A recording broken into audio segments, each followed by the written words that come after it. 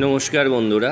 তো আজ হচ্ছে বৈশাখ মাসের অমাবস্যা, বাংলা বছরের প্রথম অমাবস্যা। তো সেই দিন আমার মা শ্যামসুন্দরীকে আমি পুজো করার জন্য বসিয়ে নিয়েছি আসনে। যজ্ঞেশ্বর নারায়ণকে রেখেছি মা তারা শ্রীচরণ, এদিকে আমার গুরুদেব, তাকে রেখেছি। আর এখানে গণেশকে বসানো হয়নি, তাই গণেশকে বসিয়ে নিচ্ছি মায়ের পাশে। দেখো, গণেশকে স্থাপন করে নিলাম, মাকে পরিয়ে দিয়েছি নতুন ঘাগরা। তো দুর্ভাগ্যবশত আজকে খুব ভালো সুন্দর জবার মালা পাইনি, এটা কুড়ির মালা খড় দিয়ে গাঁথা, সেটাই পেয়েছি। তাকে সেই মাকে পরিয়েছি।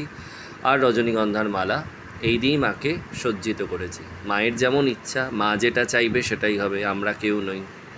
এর সাথে দেখো আমার জগৎজননী মা দাঁড়িয়ে আছে, মা সন্তোষী। এদিকে আমার বাকি দেবদেবীরা রয়েছেন, সবাই নিজ নিজ আসনে উপবিষ্ট। মা জগৎগৌরী, ভোলানাথ, মহেশ্বর। এদিকে আমার মহাকাল ভৈরব, তাকেও পরিয়ে নিয়েছে একটা রজনীগন্ধার মালা। মায়ের বাহন সব শিব, তাকেও পরিয়ে দিয়েছি একটি রজনীগন্ধার মালা। রাধা গোবিন্দ গোপাল যে যার আসনে বিরাজিত। এবার করে রেখেছি পুজোর জোগাড়। এবার করব মায়ের খুব সামান্যভাবে, সাধারণভাবে ভক্তি শ্রদ্ধা ভরে মায়ের পুজো। তো মায়ের নৈবেদ্যে রয়েছে এখানে দেখো, এটা হচ্ছে সমস্ত দেবদেবীদের উদ্দেশ্যে নিবেদিত নৈবেদ্য। এখানে মায়ের জন্য রয়েছে চমচম, কাঁচাগোল্লা, দই, পান্তুয়া, রসগোল্লা, আম, শশা, তার সাথে কলা, গুড়, চাল, পান, লিচু এবং শুকনো ফল যেমন খেজুর, কিশমিশ, কাজু, আমন্ড, এগুলো দিয়ে সাজিয়ে নিয়েছি মায়ের নৈবেদ্য। এদিকে মায়ের চরণে দিয়েছি বিল্লপত্র, মহাকাল ভৈরবকে দিয়েছি বিল্লপত্র। এখানে মা তারা শ্রীচরণকে রেখেছি, যেটা সুন্দর করে এখন স্নান ধুয়ে দিয়ে তারপর লাল চন্দন, সাদা চন্দন দিয়ে রঞ্জিত করে দেবো মায়ের শ্রীচরণ দিয়ে, যথাস্থানে বিরাজ করব। ধূপের ধোঁয়ায় ভরে গেছে, দেখতে মায়াবী মায়াবী লাগছে দেখো। তো আবার পুজো কমপ্লিট হয়েছে। এবার আমি করে নিচ্ছি আরতি। মায়ের উদ্দেশ্যে জ্বেলেছিলাম ঘিয়ের প্রদীপ, সর্ষের তেলের প্রদীপ এখনও জ্বলছে।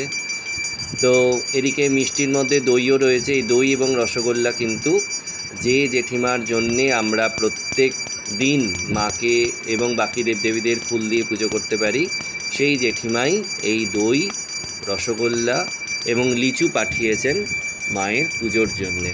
তো সব কিছু মায়ের কাছে নিবেদন করা হয়েছে। মাকে যেহেতু জবা দিয়ে পুজো করতে পারিনি, তাই মাকে করেছি পদ্ম ফুল দিয়ে পুজো।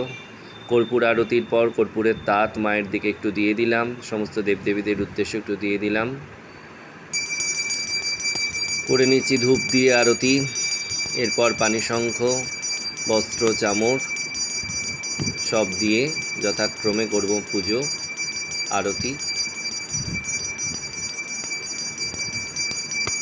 আশা করি মা আমার এই সামান্য পুজোয় অবশ্যই সন্তুষ্ট, প্রসন্ন হবে।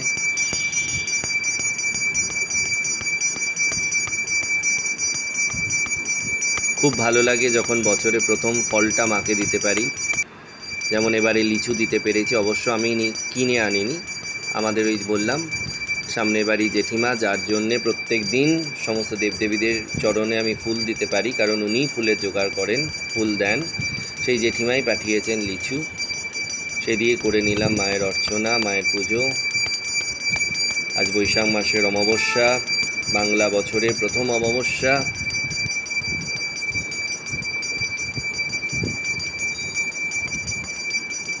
চামর দিয়ে করে নিচ্ছি সবশেষের আরতি।